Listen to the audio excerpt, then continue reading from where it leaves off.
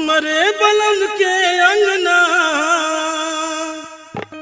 हमरे बलम के अंगना, चननवा के छाँव रे, चननवा के छाँव रे।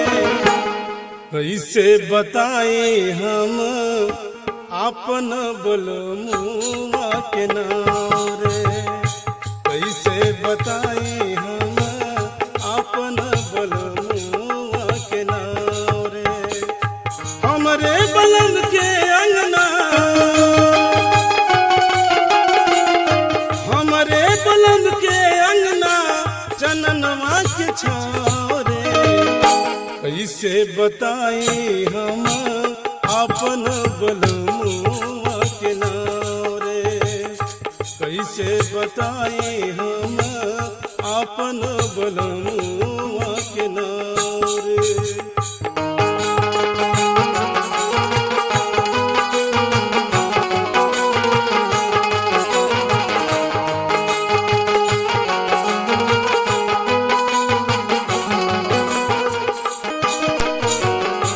हमरे बलम जी के ऊंची रे अटरिया,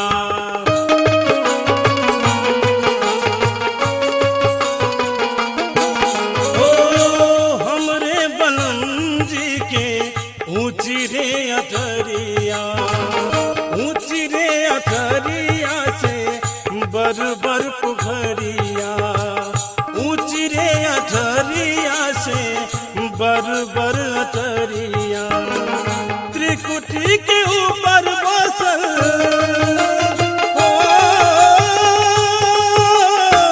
त्रिकुटी के ऊपर बसल सुंदर गाँव रे। कैसे बताए हम अपन बलमुआ के नाम रे, कैसे बताए हम आपन बलमुआ के नाम रे।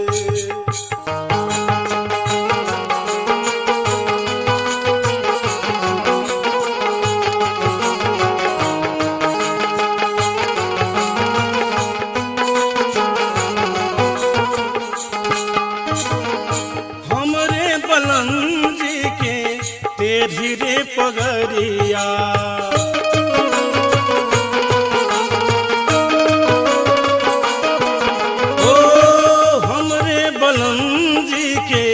टेढ़ी रे पगरिया, टेढ़ी रे पगरिया से बड़ बड़ मुछिया, बड़ बड़ मुछिया से चढ़ल चढ़ल अखिया, चढ़ल चढ़ल अखिया।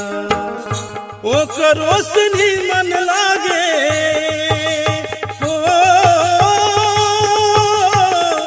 ओकर रोशनी मन लागे, सुंदर स्वभाव रे। कैसे बताए हम आपन बलमुआ के नाम रे, कैसे बताए हम आपन बलमुआ